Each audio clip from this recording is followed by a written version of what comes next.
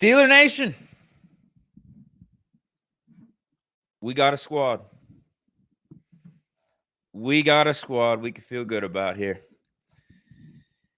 Heading into the rest of this 2024 season. 3-0. We said this was going to be the toughest test yet against the Chargers. Good on good. Even though the Chargers are an AFC West team, this is going to be AFC North football. Physical brand, physical style. Tomlin versus Harbaugh. Let's see who comes out on top.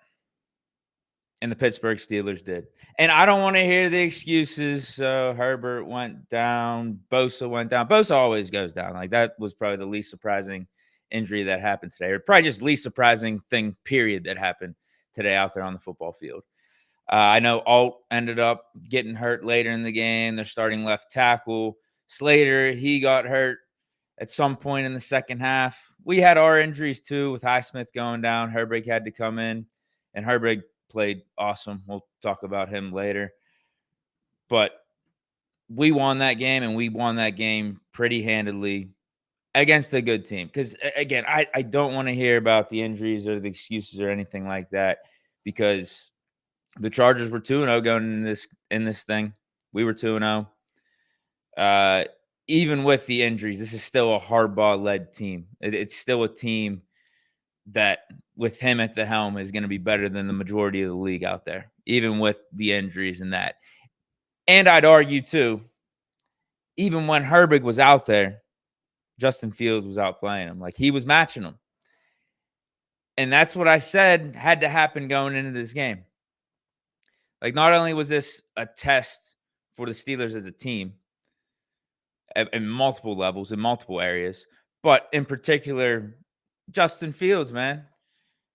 It's like, was this just a little Cinderella? Was this just a feel-good story for the first two games? This is when it becomes real or fake. You're going up against Justin Herbert. You're going up against Jim Harbaugh, this Chargers team that's undefeated at home. What are you going to do?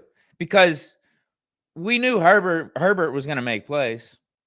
The Chargers obviously are going to want to run the ball with J.K. Dobbins, Gus Edwards. It's what Harbaugh loves to do. But Herbert is going to have his time. He's going to make his play. And he did early on. Had that nice pass to Quentin Johnson for the touchdown. They go up 7-0. Our offense started off slow. And I'm thinking to myself, all right, Fields, now's the time. Match Herbert. And that's exactly what he did when they got the ball back on offense. 8 for 8. And then got the rushing touchdown. Ties it right up. And then he kept playing better and better as the game went on. You heard Romo. You've heard not only Romo on today's broadcast, but analysts throughout the week talking about how Fields, even how I've been talking about Fields, how he's been managing the game, playing winning football, not making the mistakes.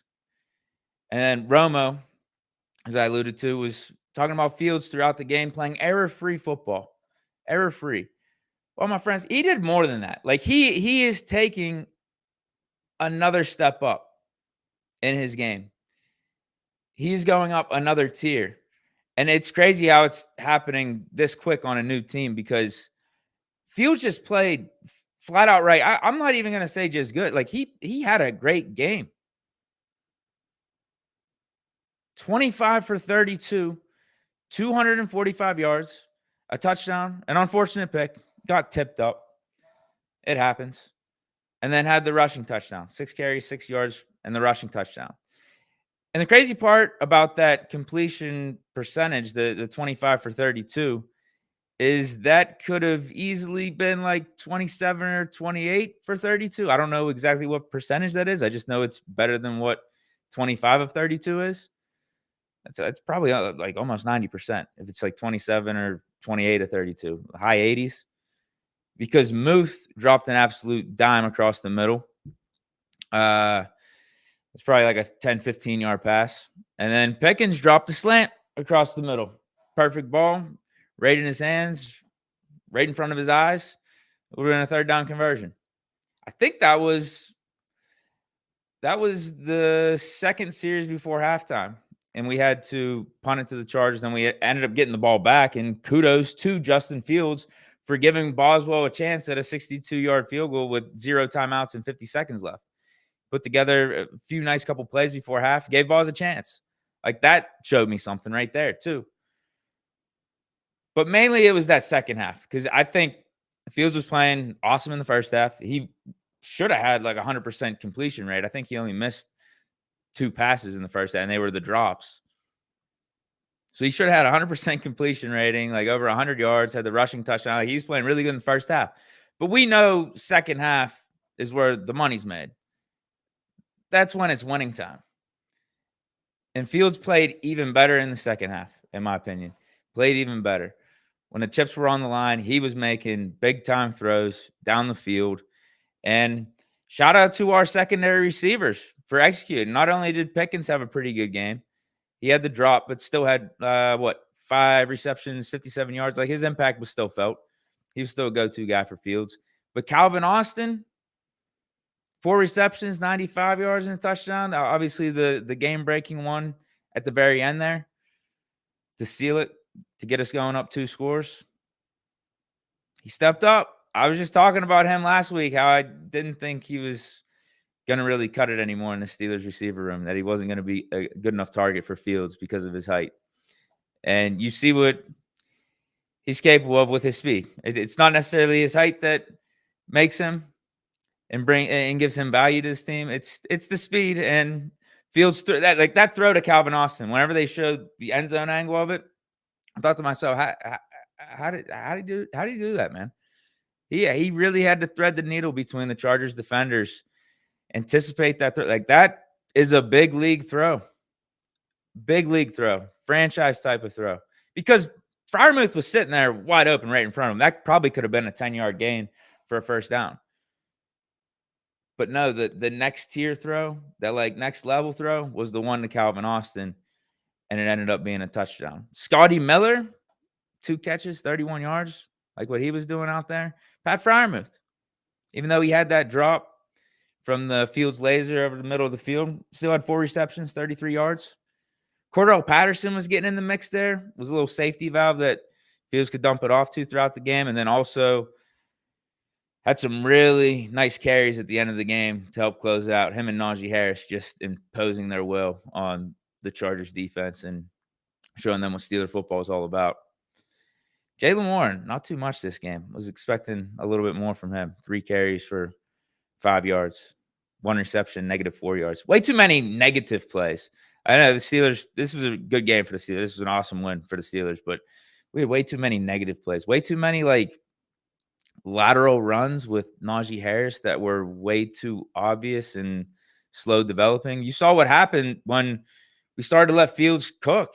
And sometimes we had to out of necessity, because we were putting our offense behind the 8 ball with some of those plays. It would be 2nd and long or 3rd and long, but then Fields would deliver. Fields, I said it last week, he was the calming presence in the midst of the adversity and the penalties. In this game, it wasn't really the penalties that were the problem. I don't know what the hell the deal was with those illegal formations. We had 2 of them, but that was really it, right? I don't remember any other penalties. I could live with that. No holdings on JPJ. No offsides for edge rushers. Nothing like that. No bad calls by the refs on us. So all in all, good day for us with the penalties. But every time we get behind the 8 ball, like last week, Fields was like that calming presence. He was the leader. He was the one that was going to step up in that adversity, and he did it again today. 2nd and long, 3rd and long. Deliver a strike across the middle of the field. Everyone's complaining we don't throw it over the middle of the field. Fields was doing that. At a high success rate, too. Very high success rate. 25 of 32, whatever that completion percentage is. That's what he threw for today, and it should have been better if it weren't for a couple of those drops.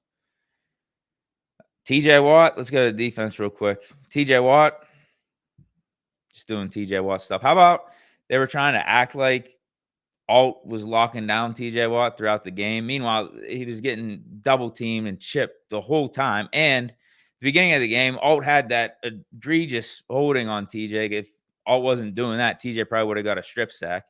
But then, yeah, finally TJ got his sack at the end of the game. Also had some nice tackles in the run game. TJ Watt just being TJ Watt, the best defensive player in the league. But let's talk about Herbig, man. Highsmith goes down with the injury, and you heard Tomlin at halftime being asked about it, and he's like, bro, we ain't even going to blink. We know what Herbig's capable of. I expect him to have a really, really good second half.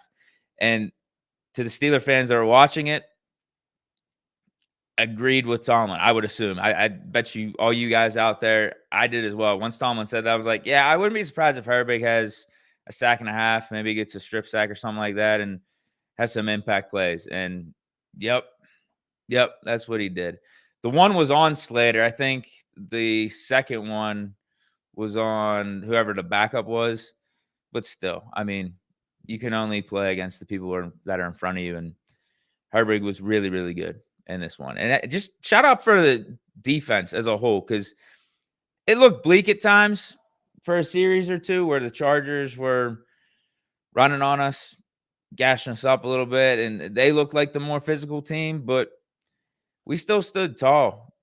Like, we still didn't back down. We didn't let that affect us, and still stuck to, like, our guns, stuck to playing Steeler football, not only on defense, because we got better and better in stopping the run as the game went on, but also on offense. Like, we stuck with the run. Like, we still tried to stay balanced. Like, you could at least credit Arthur Smith for doing that, because it can be easy to just abandon the run.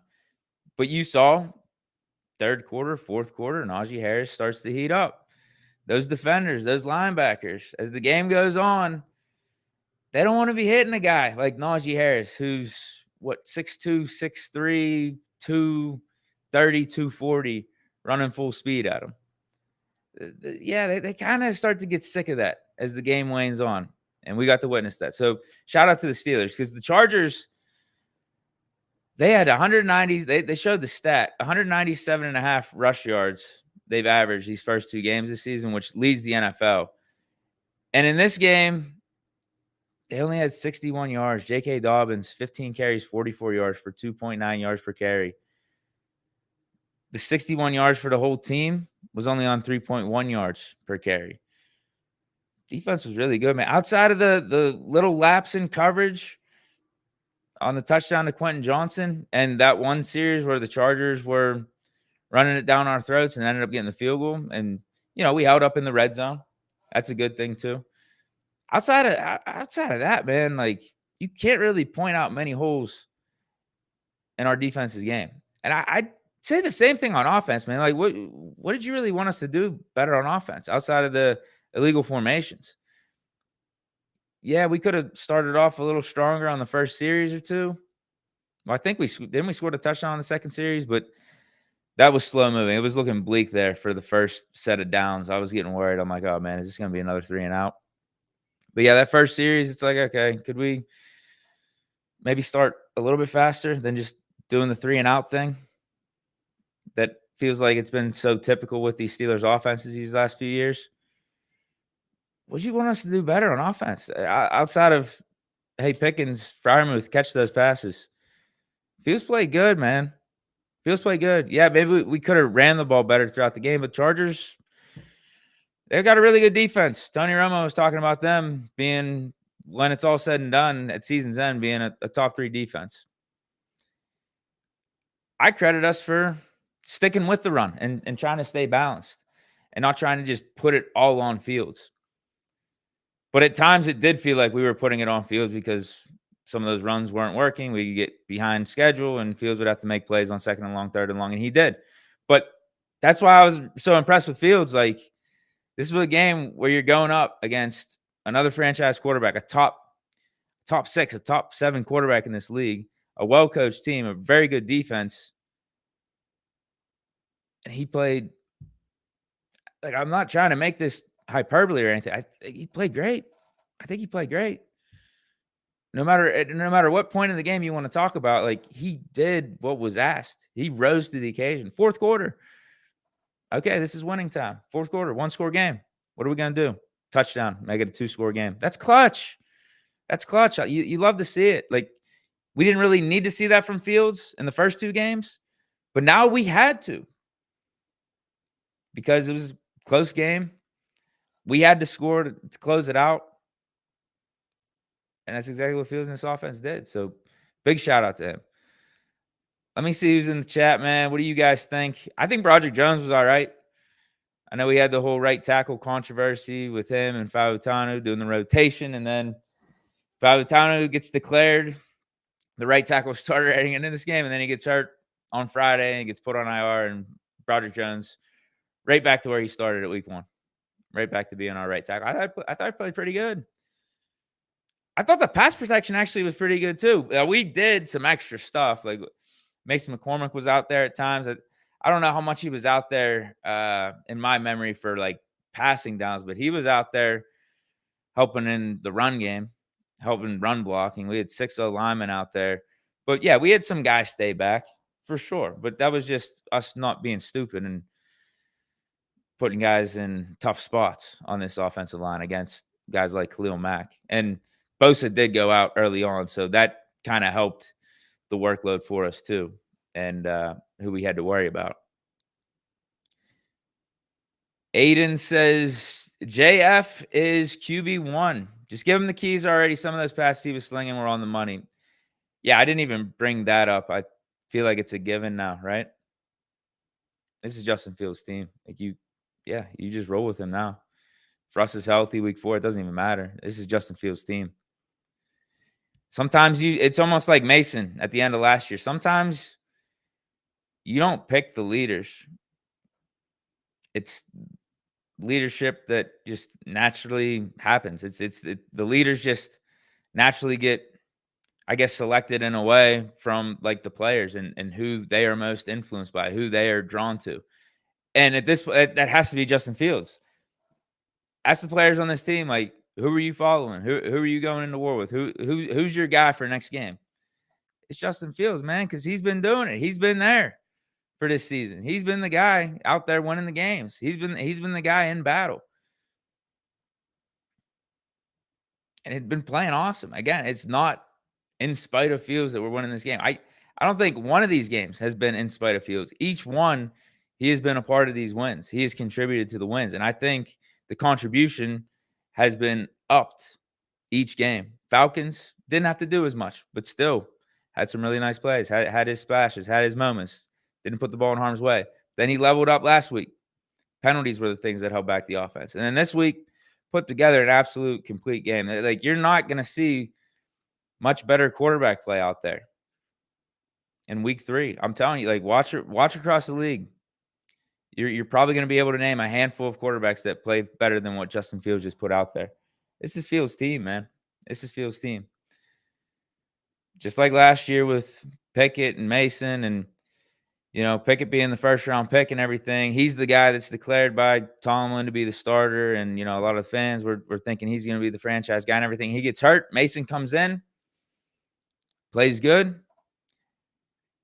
Mason stole the heart of the players in the locker room with how he played. It's not about necessarily who is supposed to be the leader or who is picked to be the leader, who's appointed to be the leader. Sometimes it just happens organically, naturally. And last year, Mason, he took the job. He became the guy. And this year, it was supposed to be Russ, just like it was supposed to be Pickett. But Fields gets the opportunity, and he's running with it right now. Brad 618. Did TJ get credit for half a sack to hit 100? The one with Cam Hayward, I'm not sure. We're gonna have to check on that. Glenn Hunter says best QB play I've seen in a while. Yeah, that was like a Mason game last year. It really was. Arguably better.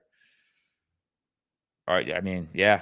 If you really wanted to get into detail with it, that might have been better. Because Mason did that against the Bengals at home. Now, there were different aspects to that game. We were down and out. Season was over. Mason, saved Christmas. Rudolph saved Christmas. There were so many different aspects to it, but Bengals defense was worse than the Chargers defense. Like this, I think the Chargers, even at this point, I know it's early in the season, they would be considered a better team than what the Bengals were last year. Chargers They have Herbert as their starting quarterback. The Bengals at the time had Browning. I get it. Herbert got hurt in this game and all that, but still, I think Fields was outplaying Herbert up to that point. I know it was close. Herbert wasn't playing bad or anything, but I think Fields was going toe to toe with Herbert. He was matching him, just like I asked for him to do. Just like I said, he would need to do this game. He did that, and I think even was a step above Herbert while they were both in there. Josiah says Muth dropping the pass in the middle of the field hurt me a little to watch. Yeah, because it was an absolute dime, absolute laser by Fields. And I forget what down was that. Was that a third down? I don't even remember what down that was on. I remember the Pickens one was on third down, and that one we had to punt. That was unfortunate because we could have maybe scored. That would have been the series before half. We would have kept the ball. We wouldn't have had to punt it to the Chargers. We would have had more time and everything. So I think there's a good chance we get that field goal. It doesn't have to be a 62-yarder. We get a little bit closer than that. Maybe punch it in for 6, but hey, it's all good, man. It's all good. A drop or two is bound to happen every once in a while. It's how you respond to it. And Fields and this offense and this team is responding really, really well. Like up to this point so far. Like we got a squad, man. We got a squad. I think any of the questions about this offense is this type of stuff sustainable? Can we beat big time teams? Can our defense? I know the questions weren't as prevalent on the defense heading into this game, but how's our defense going to look against this Chargers rushing attack, against a quarterback like Justin Herbert? We showed, because even before Herbert went down, like our defense was in their bag. They were getting after it. There was the one touchdown. It was the one series where Quentin Johnson, Herbert finds him in between the zone. JPJ was cheating a little bit. And then the other one where they ran it down our throats, but we stopped them in the red zone and they got a field goal. Outside of that, they were doing nothing on offense. Now, if Herbert plays in the second half, yeah, maybe it's a little closer game. Is it not the 2-score game? Is it 1-score game? Herbert makes a additional play or two that obviously Heineke can't make because he's not Justin Herbert. Yeah, maybe, potentially. But I saw us having a lot of momentum as a defense even before Herbert went out. When did Corey Trice get hurt? Glenn Hunter says hopefully Corey Trice isn't out for a while. 60 Ring says defense wins championships. Yeah. Let's give credit to, hey, let's not forget about the offense, man. Even whenever we were winning those championships, way back in the 70s, the Steel Curtain and all that, like, we had an offense. We had Terry Bradshaw, we had Lynn Swann, Stallworth, Franco Harris. When we were winning those championships with the James Harrison defense, Troy Polamalu, all those guys in the mid to late 2000s, let's not forget we had Big Ben out there. We had Hines Ward. We had Santonio Holmes. We had Willie P. We still had an offense. But, yeah, defense goes a long way. Paul Franklin says hamstring injury on Trice. I didn't even see that. I don't even know when did that happen?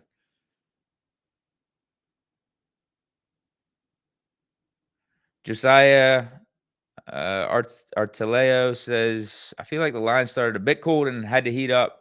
Any thoughts? Yeah, that's a great way to put it. Yeah, it wasn't looking pretty early on. It definitely wasn't looking pretty. Even in that second series, and I think let me double check. I'm pretty sure. I said it early in the stream that we scored on the second series. I am pretty sure we scored. We went 3 and out, and then we scored second series. Let me double check. Yeah. No, I'm reading this wrong. I'm reading this upside down. No, we went. I'm sorry. Yeah. So this is even more to your point right there. Both teams did 2 3-and-outs to start the game. Maybe they were just both so quick that it just seemed like one big 3-and-out for both teams. But yeah, it went Chargers 3-and-out, us 3-and-out, them 3-and-out, us 3-and-out. But then Chargers went touchdown third series. We got touchdown third series. So what I was going to say is even in that series early on when we scored that touchdown, it was looking bleak early in that set of downs. Like, I think it was a 3rd and long, and it was just like, oh man, Chargers just scored a touchdown and we're doing this. But then Fields, he delivered that pass to Pickens, which I think we got that favorable spot on the first down, man. It didn't look like he crossed, but I'll take it. And then that's what eventually led us to getting that touchdown. But I'm with you. Yeah, the first couple series, those 2 3-and-outs, and then even the start of that touchdown series was looking kind of bleak. And a large part of that was due to the offensive line because Fields didn't have much time. Fields didn't have time, and there weren't really any running lanes for the running backs.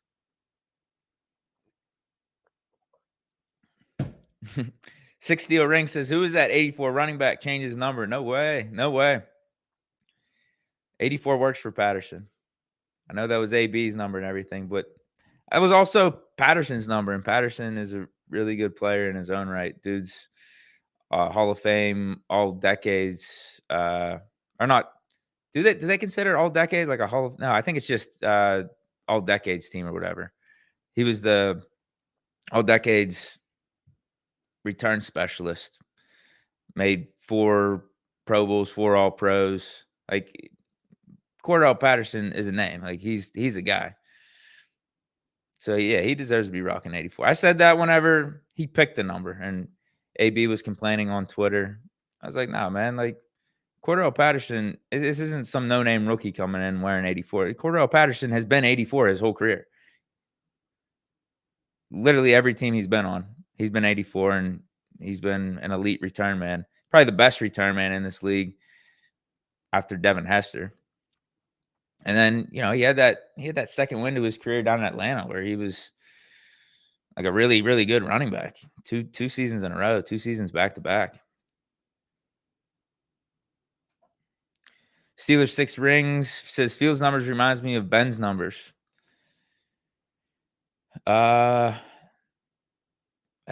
I'm trying to think. Yeah, I mean, yeah, if you told me Steelers beat the Chargers 20-10 in a prime Big Ben year, yeah, these could be his numbers. Absolutely. Yeah, I get your point. Yeah, because Fields didn't even run the ball either. Because that's the thing. If Fields would have had like 50 or 60 rushing yards, I would have said, yeah, obviously Ben's not going to have that many rushing yards. But Fields only had 6 rushing yards and a touchdown. So, yeah, maybe, yeah, let's say a 2011 version of Big Ben. We beat the Chargers 20-10, and you told me his stat line was 25 for 32, 245, a touchdown, a pick, and a rushing touchdown. Maybe that rushing touchdown is a QB sneak. I'd be like, yeah, makes sense. Melvin Alford says, hope the Ravens lose today so we can be up 3 games. Yeah, big game against Dallas. That's in the 4 o'clock slot, right? So that should be happening right now. Chiefs, Falcons, Sunday Night Football. Browns were losing to Giants. Did the Browns officially lose? Hopefully they did. Bengals got Commanders tomorrow night. That's going to be an unlikely loss for the Bengals, but we can hope this could be Jaden Daniels' coming out party. LSU quarterback versus LSU quarterback. Daniels tries to show up Burrow. Okay, good. Browns lost.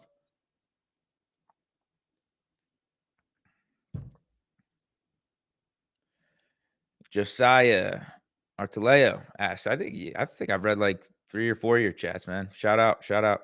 He says, do you think Arthur will keep opening up the playbook for Fields every week? Absolutely. I think the play calls, I think the dialing up of the offense with Fields has been better. I think it's been getting more fine-tuned for Fields. It's just got a good flow to it. So I don't see why it wouldn't continue to get better. With Fields playing the way that he's been playing too, he's building trust with like him and the coaching staff. Like the coaches, Arthur Smith, Tomlin, I feel like it has been getting opened up more and more. So I don't see why it wouldn't. And this was Fields delivering on the biggest of stage yet for him this year against a good team at home. 1-score game up against the Justin Herbert, going toe for toe with him against a good defense. He delivered in every aspect. I don't know what else you could have asked more from with Fields, because even at times where he had to check it down or make the short pass, a lot of that was due to the pressure getting there quickly. Or maybe even him reading the field and there's nothing open downfield, and he's got to take the check down. He's got to take his medicine. I don't know if there was one thing that I can critique Fields on, like, really, really bad. Maybe the pick. How about the pick? He threw it in tight coverage. It got tipped up, but man, that stuff happens. You got to live with that. If Fields is going to play like this week in and week out, it's almost like JPJ with the holding calls. I could live with that. It's almost like Mahomes throwing a pick, or Josh Allen throwing a pick, or any other quarterback that plays like Fields on like what Fields just did. The quarterbacks out there that play like what Fields just did on a consistent basis, when they throw a pick or two, that's all right, man. We'll make up for it. We'll make up for it later in the game. We know what type of guy we got right here. That type of stuff happens, and that's how it played out in this game. So yeah, listen, man. If Fields keeps playing like this, I could handle the occasional pick or two, because that's going to come with opening up the playbook more and letting Fields take some more chances. Just naturally, like organically, that's going to happen, man. Quarterbacks throw picks. It happens. Tommy Vincent, people forget we're playing with Scotty Miller and Calvin Austin. Shout out to those guys, though. Like, after today's game, I don't think we should be disrespecting them. Scotty Miller was sweet, man. He was good. There was that one pass that Fields threw to Pickens. It was like he took a shot on trying to get the touchdown, and like Miller was open again on that out route. Like, Fields just could have taken that again, but he hit Miller on that pass earlier in the game. Ended up with 2 receptions, 31 yards. Yeah, like he was a quarterback-friendly target today. He was a guy that I was thinking, man, if Roman Wilson were to be out for like the whole season or an even more extended period of time, and Scotty Miller might be our slot guy. He looked good. And then Calvin Austin, he was doing his thing with the speed. Yeah, the game-breaking play. If we could get a play like that from Calvin Austin like every 3 or 4 games, that'd be perfect. I'm not even asking for it every game. But let's say every 2 games. Can Calvin Austin give us something like that? But also shout out to Calvin Austin for the punt returning. I don't think we give him enough credit for catching every punt and then even making something happen and gaining an extra like 10, 15, 20 yards on a pretty consistent basis. Calvin Austin, he's an asset. Even though I didn't think so as much last week, particularly in the receiving game, at least he gives you consistent punt returning week in and week out, and a guy you could rely on there. The stuff that he did on offense today, I think that's just icing on the cake. If he continue to do that, I mean, and we got a Roman Wilson coming back. Good stuff from Calvin Austin today. Tommy Vincent said, nah, shout out to the wide receiver 2s and 3s, but Fields is cooking with these guys. Imagine if we ended up getting Ayuk. Ayuk who? I'm good, man. I'm good. We got a vibe to this team, man. I think we got a squad. We really do. D-Max says, need more from the tight end in the middle. Breakout game for Calvin. I would consider this a breakout game. Are you predicting another one for him? But I think this was a good breakout game for him. Although it's weird because we probably would have said breakout game for Calvin last year when he caught that long pass against the Raiders on Sunday Night Football, but then nothing really happened after that with him. And maybe because of that one play being such a big part of his final production, that final play how long of a catch was that? He ended up with 95 yards. It was a 55-yard. Yeah, so it's kind of similar to what that Raiders play was like. It's like one play makes up a big part of what his production was in that game. Like, I think it would be different if we got him, I don't know, like 7, 8 catches, 130, 140 yards. But awesome game for him. Because I don't like a breakout game. You're thinking he's going to keep this up. Like, this is the start of something. I don't know if I could say that just yet with Calvin Austin. This was probably the best game of his career, though. I think we need to see more from Calvin Austin to declare him like breaking out. You get what I mean? Tommy Vincent says, low key, I'm cool with winning like this for the rest of the season, but I miss the Big Ben days, though. I mean, this is kind of, someone brought up the field stat line being comparable to Big Ben. This is kind of like the Big Ben days. I don't know which ones you're talking about. There was so many iterations of Big Ben's career, but if you want to talk about Big Ben rookie year to probably like that '08 Super Bowl, '09 '08 Super Bowl, like that era, probably Ben's first 4 or 5 years. This is kind of how we were winning games. Good defense, Ben making things happen, running the ball, but Ben, making the splash plays, rising to the occasion when needed. And Fields has been doing that up to this point. Fields has been doing that, and the defense is playing like the top defense in the league.